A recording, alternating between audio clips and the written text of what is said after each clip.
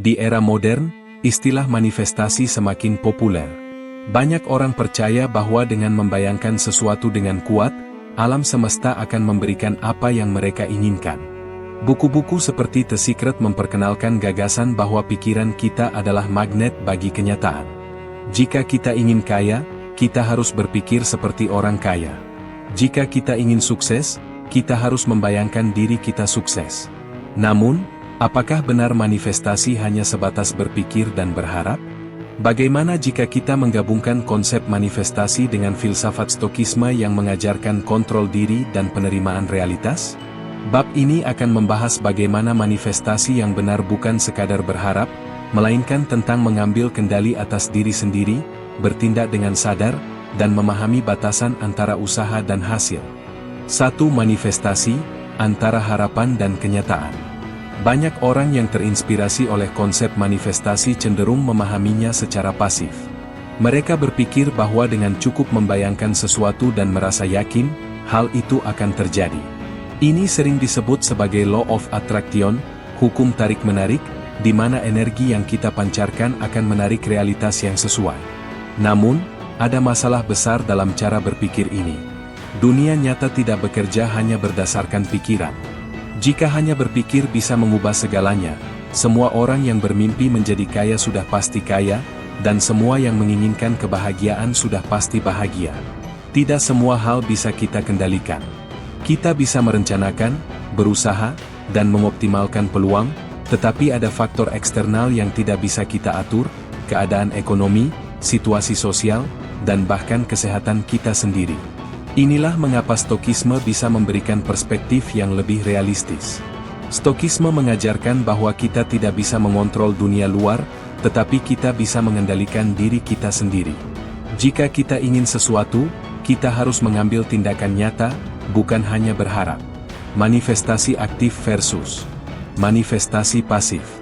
Jika kita ingin mengubah hidup, kita harus memahami perbedaan antara manifestasi pasif dan manifestasi aktif.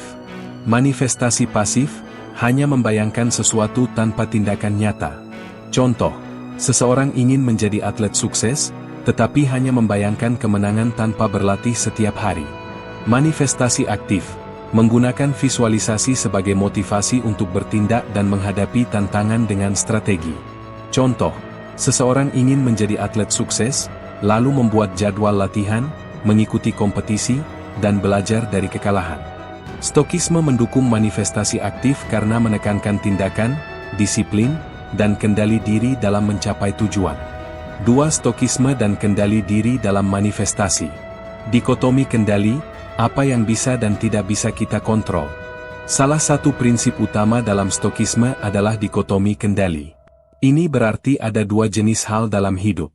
Hal yang bisa kita kendalikan, pikiran dan persepsi kita, tindakan yang kita ambil, cara kita bereaksi terhadap kejadian hidup.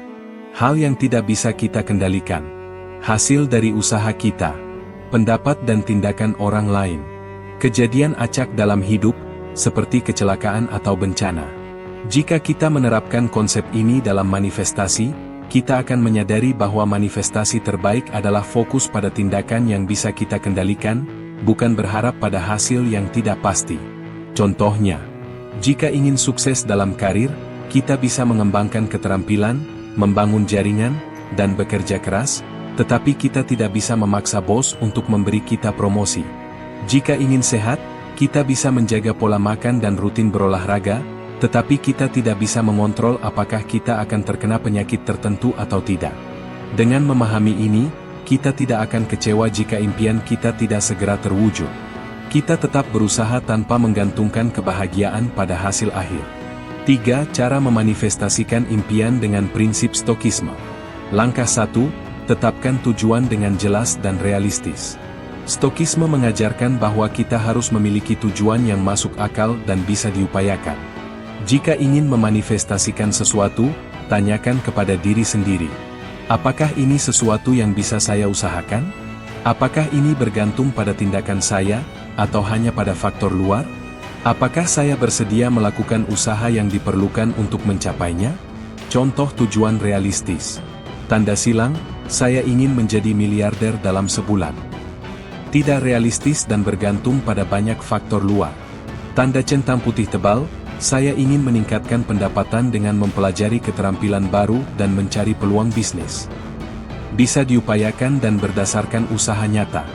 Langkah 2, fokus pada proses, bukan hasil. Stokisme mengajarkan bahwa kebahagiaan sejati datang dari proses, bukan dari hasil akhir. Jangan terobsesi dengan impian besar hingga lupa menikmati perjalanan. Alih-alih hanya memikirkan hasil, fokuslah pada kebiasaan yang mendukung impianmu.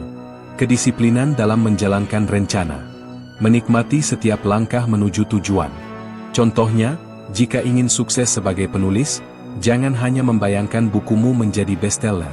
Mulailah dengan menulis setiap hari, meningkatkan kemampuan menulis, dan menerima kritik untuk berkembang. Langkah 3, terima hambatan dengan tenang.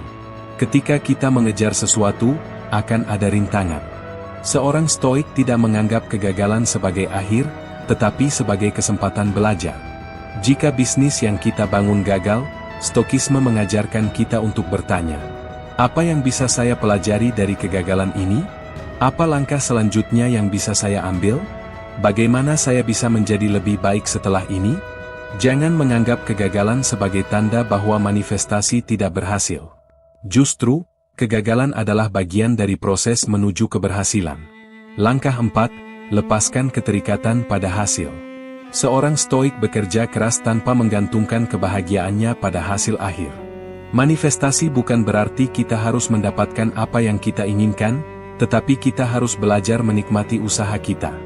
Jika setelah semua usaha kita tidak mendapatkan yang diharapkan, kita harus bisa berkata, saya sudah melakukan yang terbaik, dan saya menerima apapun hasilnya dengan lapang dada.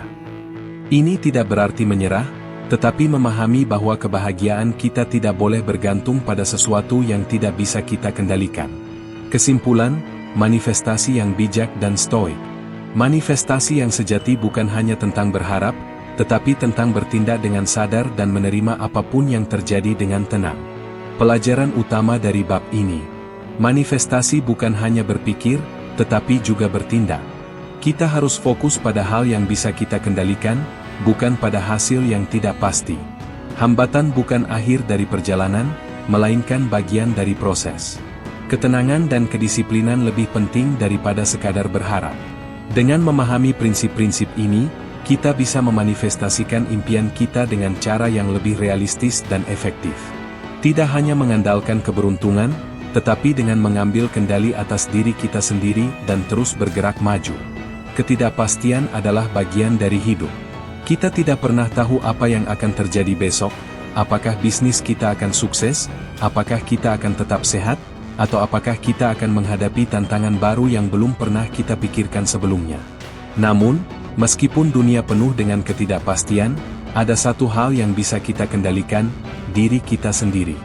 Stokisme mengajarkan bahwa kebahagiaan sejati datang bukan dari mengendalikan dunia luar, tetapi dari mengendalikan bagaimana kita merespons dunia. Dalam bab ini, kita akan belajar bagaimana menghadapi ketidakpastian dengan tenang, bagaimana mengelola emosi dalam situasi sulit, dan bagaimana tetap fokus pada tujuan kita tanpa terganggu oleh hal-hal di luar kendali kita. Ketidakpastian adalah bagian dari hidup. Kita tidak pernah tahu apa yang akan terjadi besok, apakah bisnis kita akan sukses, apakah kita akan tetap sehat, atau apakah kita akan menghadapi tantangan baru yang belum pernah kita pikirkan sebelumnya. Namun, meskipun dunia penuh dengan ketidakpastian, ada satu hal yang bisa kita kendalikan, diri kita sendiri. Stokisme mengajarkan bahwa kebahagiaan sejati datang bukan dari mengendalikan dunia luar, tetapi dari mengendalikan bagaimana kita merespons dunia. Dalam bab ini, kita akan belajar bagaimana menghadapi ketidakpastian dengan tenang, bagaimana mengelola emosi dalam situasi sulit, dan bagaimana tetap fokus pada tujuan kita tanpa terganggu oleh hal-hal di luar kendali kita. 1. Ketidakpastian adalah bagian dari kehidupan. Banyak orang hidup dalam ketakutan akan masa depan. Mereka khawatir tentang ekonomi, pekerjaan, hubungan, atau bahkan tentang hal-hal yang mungkin tidak akan pernah terjadi. Namun, jika kita melihat sejarah, kita akan sadar bahwa dunia selalu penuh dengan ketidakpastian. Pandemi, resesi, perang, perubahan sosial, Semua ini adalah bagian alami dari kehidupan manusia. Para filsuf Stoik seperti Seneca, Epictetus, dan Marcus Aurelius memahami bahwa kita tidak bisa melarikan diri dari ketidakpastian, tetapi kita bisa belajar menghadapinya dengan tenang. Mereka mengajarkan bahwa dunia tidak berutang kepastian kepada kita. Kita tidak bisa menghindari perubahan, tetapi kita bisa beradaptasi. Ketenangan sejati datang dari menerima apa yang tidak bisa diubah, sambil tetap bertindak dengan bijaksana. Jangan berharap segala sesuatu terjadi seperti yang kau inginkan, tetapi berharaplah bahwa segala sesuatu terjadi sebagaimana adanya. Maka, hidupmu akan tenang. Epictetus. Dengan kata lain, semakin kita mencoba mengontrol hal-hal yang tidak bisa kita kendalikan, semakin kita akan frustrasi. Sebaliknya, semakin kita menerima ketidakpastian sebagai bagian dari hidup, semakin kita bisa merasa damai. 2. Menerapkan prinsip Stoik dalam menghadapi ketidakpastian. Bagaimana kita bisa tetap tenang ketika hidup penuh dengan ketidakpastian? A. Fokus pada hal yang bisa kita kendalikan.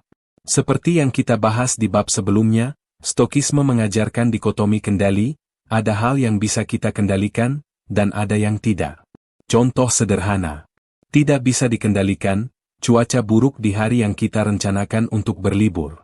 Bisa dikendalikan, bagaimana kita merespons, mungkin kita tetap menikmati liburan dengan rencana alternatif. Ketika kita menghadapi ketidakpastian, tanyakan pada diri sendiri. Tanda centang putih tebal apa yang bisa saya kendalikan dalam situasi ini? Tanda centang putih tebal bagaimana saya bisa bertindak dengan bijaksana? Tanda centang putih tebal apakah saya membuang energi pada hal-hal yang tidak bisa saya ubah? Dengan fokus pada apa yang bisa kita kendalikan, kita tidak akan mudah stres atau panik ketika menghadapi perubahan yang tidak terduga. B. Latih diri untuk menerima hal-hal yang tidak bisa dihindari. Dalam Stokisme, ada konsep yang disebut amor fati, yang berarti mencintai takdir. Ini berarti menerima apapun yang terjadi dengan sikap positif, bahkan jika itu adalah sesuatu yang sulit. Marcus Aurelius berkata, apapun yang terjadi, terjadi sebagaimana mestinya. Jangan katakan, mengapa ini terjadi padaku, tetapi katakan, bagaimana aku bisa menjadikannya pelajaran.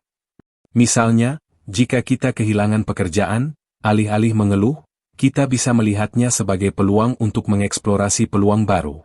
Jika bisnis kita gagal, kita bisa melihatnya sebagai pengalaman berharga untuk memulai kembali dengan cara yang lebih baik.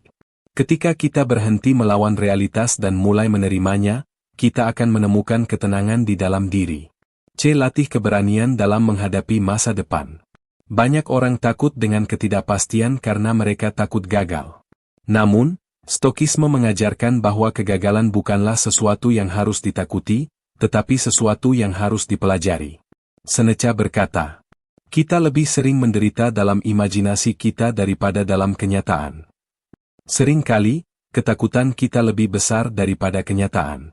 Kita membayangkan skenario terburuk yang mungkin tidak akan terjadi. Cara terbaik untuk menghadapi ketidakpastian adalah bertindak, bukan hanya berpikir. Jika kita terlalu banyak berpikir tentang kemungkinan buruk, kita akan lumpuh oleh ketakutan. Tetapi jika kita mulai mengambil langkah kecil menuju tujuan kita akan melihat bahwa dunia tidak seburuk yang kita bayangkan. 3. Mengelola emosi di tengah ketidakpastian. Saat menghadapi perubahan atau situasi yang tidak pasti, kita seringkali dikuasai oleh emosi negatif seperti cemas, takut, atau marah. Bagaimana Stokisme mengajarkan kita untuk mengelola emosi ini? A. Mengembangkan kesadaran diri, self-awareness. Langkah pertama dalam mengendalikan emosi adalah menyadari emosi itu sendiri. Banyak orang bereaksi secara otomatis tanpa menyadari apa yang sebenarnya mereka rasakan. Ketika kita merasa cemas atau takut, berhentilah sejenak dan tanyakan. Tanda centang putih tebal apa yang sebenarnya saya rasakan sekarang? Tanda centang putih tebal apakah ketakutan saya didasarkan pada fakta atau hanya imajinasi saya? Tanda centang putih tebal apakah saya bereaksi secara berlebihan? Dengan menyadari perasaan kita bisa mengontrolnya dengan lebih baik. B. Gunakan perspektif Stoik, apakah ini akan penting dalam 5 tahun ke depan? Ketika menghadapi situasi sulit, coba tanyakan kepada diri sendiri. Apakah ini masih akan penting dalam 5 tahun ke depan? Sebagian besar hal yang kita khawatirkan saat ini mungkin tidak akan berdampak besar dalam hidup kita dalam jangka panjang. Dengan memiliki perspektif yang lebih luas, kita bisa menghindari stres yang tidak perlu dan tetap fokus pada hal-hal yang benar-benar penting. C. Jangan bereaksi secara emosional, tapi dengan rasionalitas. Epictetus mengajarkan bahwa tidak ada yang bisa membuat kita marah atau takut tanpa izin kita sendiri. Jika seseorang mengkritik kita bisa memilih untuk marah atau untuk tetap tenang dan belajar dari kritik tersebut. Jika kita menghadapi kegagalan, kita bisa memilih untuk menyerah atau untuk melihatnya sebagai kesempatan untuk tumbuh.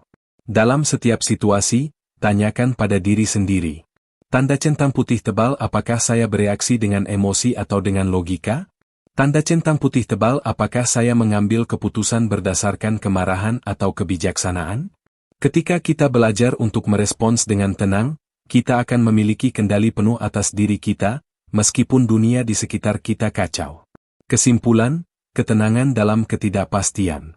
Ketidakpastian adalah bagian dari hidup, tetapi itu tidak berarti kita harus hidup dalam ketakutan. Pelajaran utama dari bab ini. Tanda centang putih tebal, kita tidak bisa mengendalikan dunia, tetapi kita bisa mengendalikan diri sendiri. Tanda centang putih tebal, fokuslah pada tindakan, bukan pada ketakutan akan masa depan. Tanda centang putih tebal, jangan melawan realitas, terimalah dan cari cara terbaik untuk menghadapinya. Tanda centang putih tebal, kendalikan emosi dengan kesadaran dan rasionalitas. Dengan memahami prinsip-prinsip ini, kita bisa tetap tenang dan percaya diri di tengah ketidakpastian.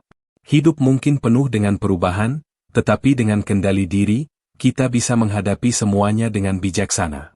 Banyak orang menganggap filsafat Stokisme sebagai sesuatu yang kompleks dan sulit diterapkan. Namun, pada dasarnya, Stokisme adalah panduan praktis untuk menjalani hidup dengan tenang dan bijaksana, tidak peduli dalam situasi apapun kita berada.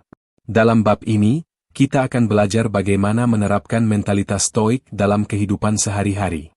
Mulai dari menghadapi stres di tempat kerja, menjaga hubungan sosial, hingga menyeimbangkan ambisi dan ketenangan batin. Dengan memahami prinsip-prinsip ini, kita dapat menjalani hidup dengan lebih bahagia, lebih produktif, dan lebih damai. 1.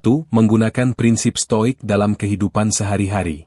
Filsafat Stokisme bukan hanya untuk para filsuf atau pemikir besar, tetapi juga untuk siapa saja yang ingin menjalani hidup dengan lebih baik. Berikut adalah beberapa prinsip utama stoik yang dapat kita terapkan dalam kehidupan sehari-hari. A. Dikotomi kendali, fokus pada apa yang bisa dikendalikan. Salah satu prinsip utama Stokisme adalah dikotomi kendali, membedakan antara hal-hal yang bisa kita kendalikan dan yang tidak bisa kita kendalikan.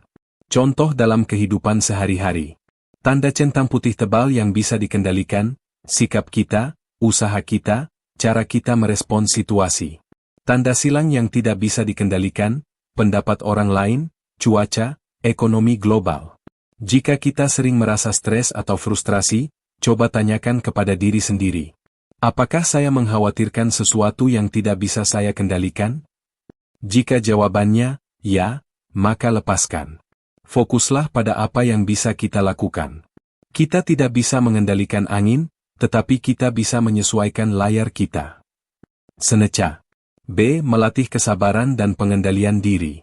Setiap hari kita menghadapi situasi yang menguji kesabaran kita, kemacetan, antrean panjang, atau orang-orang yang menyebalkan. Orang yang tidak memiliki mentalitas stoik akan mudah marah, tetapi seorang stoik akan melihat situasi ini sebagai latihan kesabaran. Ketika merasa ingin marah atau frustrasi, cobalah untuk tanda centang putih tebal, bernapas dalam-dalam dan hitung sampai 5 sebelum bereaksi. Tanda centang putih tebal, tanyakan pada diri sendiri, apakah ini akan penting dalam 5 tahun ke depan? Tanda centang putih tebal, pikirkan apakah reaksi emosional ini akan membantu atau malah memperburuk keadaan. Marcus Aurelius mengingatkan kita, ketenangan pikiran berasal dari pengendalian diri. C. Menerima kesalahan sebagai bagian dari proses. Seringkali, kita terlalu keras pada diri sendiri ketika melakukan kesalahan. Kita merasa malu, kecewa, atau takut gagal. Stokisme mengajarkan bahwa kesalahan adalah bagian dari proses belajar. Yang penting bukan kesalahannya, tetapi bagaimana kita meresponsnya. Tidak penting berapa kali kamu jatuh, yang penting adalah seberapa cepat kamu bangkit. Epictetus. Alih-alih terus-menerus menyesali kesalahan, tanyakan kepada diri sendiri. Tanda centang putih tebal, apa yang bisa saya pelajari dari kesalahan ini? Tanda centang putih tebal, bagaimana saya bisa memperbaikinya ke depannya? Dengan pola pikir ini, kita tidak akan terjebak dalam rasa bersalah yang berlebihan, tetapi justru tumbuh menjadi pribadi yang lebih baik. 2. Menerapkan mentalitas stoik di tempat kerja. Pekerjaan seringkali menjadi sumber stres terbesar dalam hidup kita. Tenggat waktu yang ketat, atasan yang sulit, rekan kerja yang kurang kooperatif, semua ini bisa membuat kita frustrasi. Bagaimana cara menerapkan stoikisme dalam dunia kerja? A. Jangan bereaksi secara emosional terhadap kritik atau masalah. Jika kita menerima kritik atau menghadapi masalah di tempat kerja, jangan langsung bereaksi secara emosional. Sebaliknya, ambil waktu sejenak untuk berpikir. Tanda centang putih tebal, apakah kritik ini benar? Jika ya, gunakan untuk berkembang. Tanda centang putih tebal, jika kritik ini tidak benar, apakah saya perlu mempermasalahkannya? Epictetus mengajarkan bahwa bukan hal-hal eksternal yang mengganggu kita, tetapi cara kita memandangnya. Jika kita belajar untuk tidak terlalu mengambil hati segala hal, kita akan lebih tenang dan produktif. B. Tetap fokus pada pekerjaan, bukan drama kantor. Di banyak tempat kerja, ada banyak gosip dan drama. Seorang stoik tidak akan membuang waktu pada hal-hal ini. Cobalah untuk selalu bertanya pada diri sendiri. Tanda centang putih tebal, apakah ini berkontribusi pada pekerjaan saya? Tanda centang putih tebal, apakah saya hanya terjebak dalam emosi dan reaksi orang lain? Dengan tetap fokus pada hal-hal yang penting, kita akan menjadi lebih efisien dan lebih dihargai di tempat kerja. C. Menghadapi stres dengan perspektif stoik. Jika pekerjaan terasa terlalu berat, ingatlah bahwa kita bisa memilih bagaimana meresponsnya. Ketika merasa stres, cobalah untuk tanda centang putih tebal, beristirahat sejenak dan ambil napas dalam-dalam. Tanda centang putih tebal, ubah sudut pandang, lihat tantangan sebagai kesempatan untuk tumbuh. Tanda centang putih tebal, ingat bahwa tidak ada pekerjaan yang benar-benar sempurna. Marcus Aurelius berkata, lihatlah setiap tugas yang sulit sebagai kesempatan untuk melatih kebajikanmu. Dengan berpikir seperti ini, kita akan melihat pekerjaan sebagai latihan mentalitas stoik, bukan sebagai beban. 3. Menyeimbangkan ambisi dan ketenangan batin. Salah satu tantangan terbesar dalam hidup adalah menyeimbangkan ambisi untuk sukses dengan ketenangan batin. Bagaimana cara menjadi ambisius tanpa merasa cemas atau terobsesi dengan hasil? A. Kejar tujuan dengan sikap stoik. Seorang stoik tetap memiliki tujuan, tetapi mereka tidak terobsesi dengan hasil akhir. Mereka hanya fokus pada usaha terbaik yang bisa mereka lakukan saat ini. Cobalah untuk tanda centang putih tebal, fokus pada proses, bukan hanya pada hasil.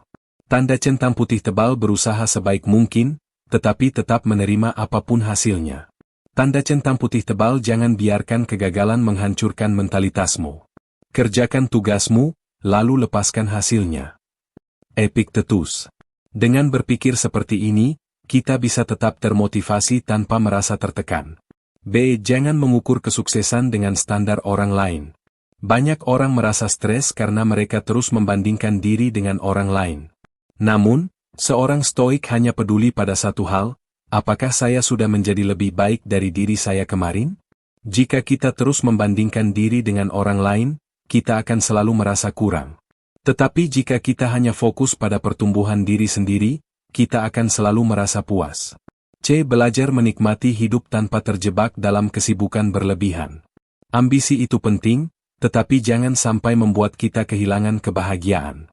Cobalah untuk sesekali melambat dan menikmati momen kecil dalam hidup. Tanda centang putih tebal, menghargai waktu bersama keluarga dan teman.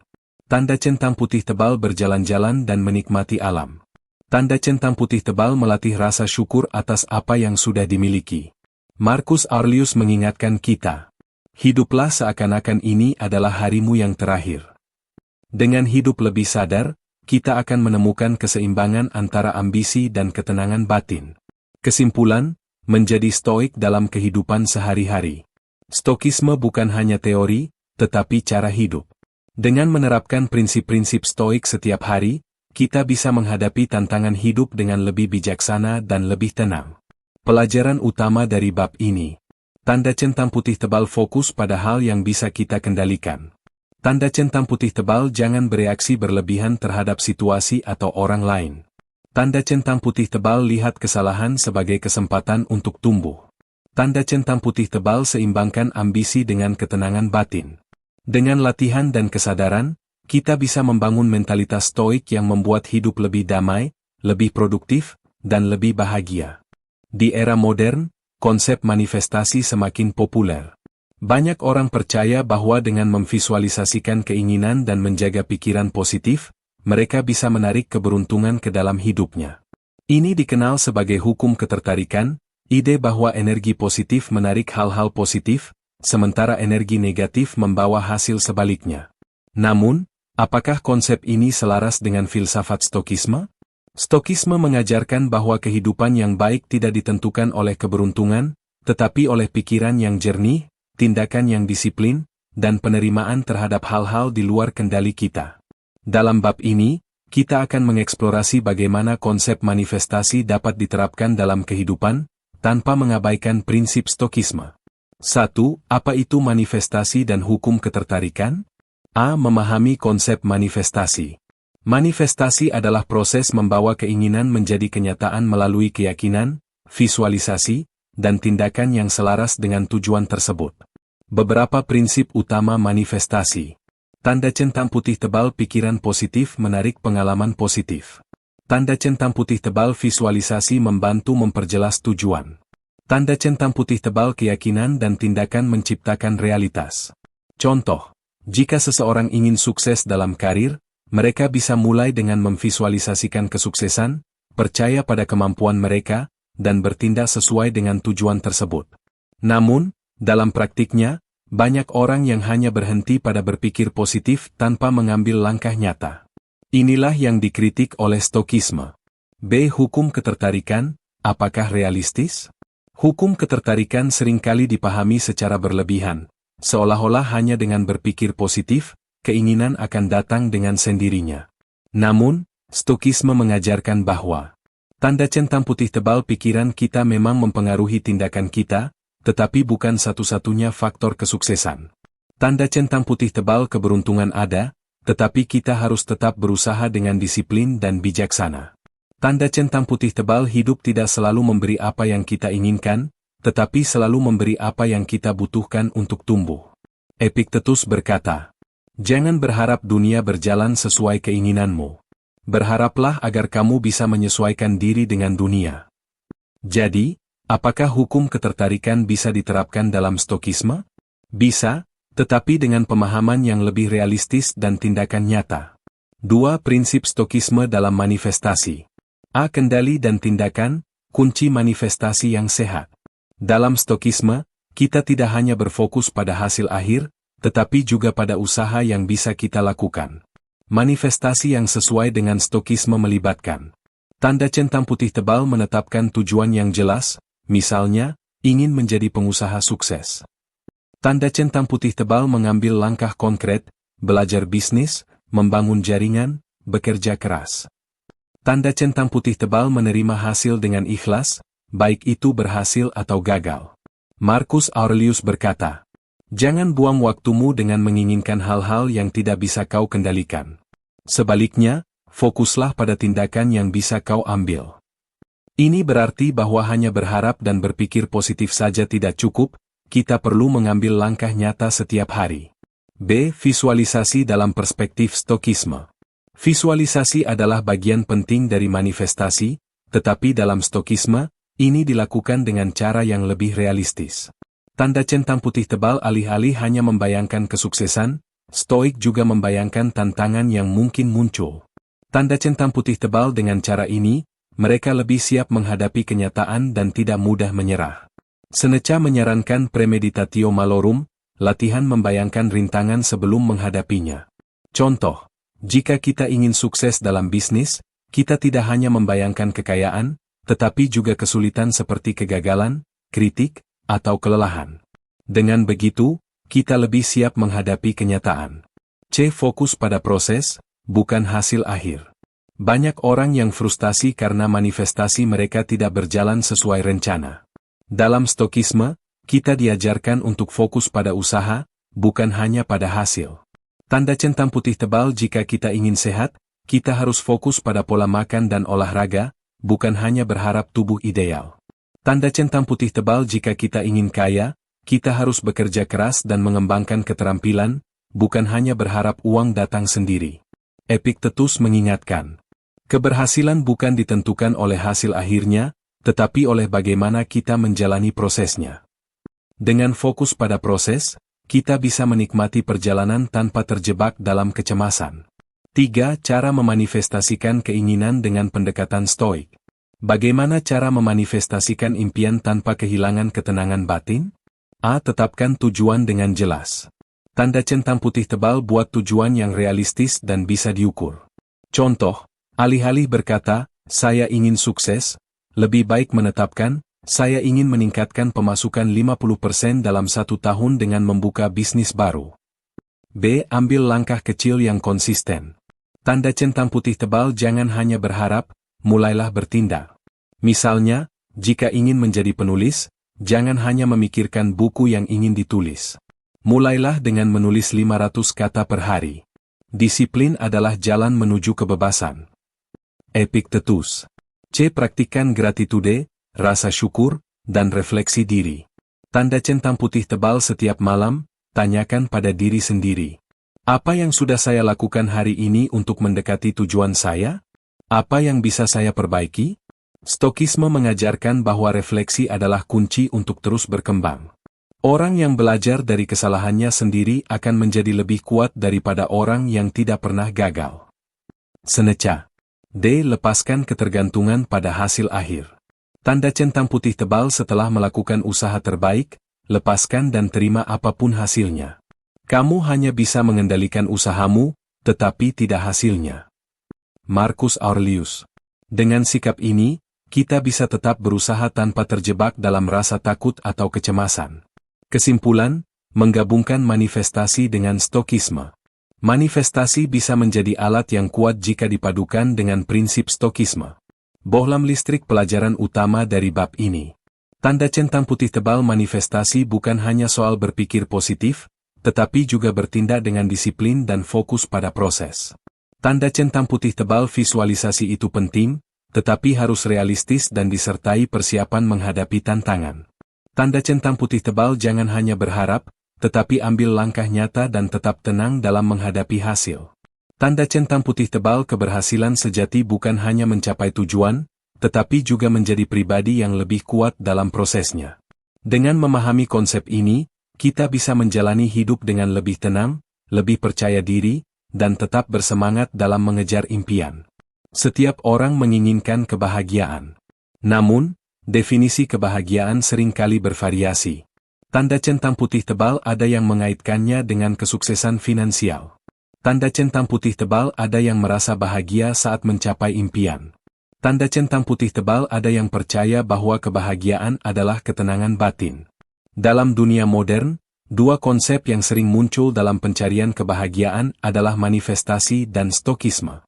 Bohlam listrik manifestasi mengajarkan kita untuk percaya pada kekuatan pikiran dan menarik hal-hal yang kita inginkan ke dalam hidup. Bohlam listrik stokisme mengajarkan kita untuk menerima kehidupan apa adanya dan fokus pada hal yang bisa kita kendalikan. Keduanya tampak bertentangan, tetapi jika dipadukan dengan seimbang, kita bisa menemukan jalan menuju kebahagiaan sejati. Bab ini akan membahas bagaimana cara hidup bahagia dengan menggabungkan stokisme dan manifestasi dalam keseharian kita.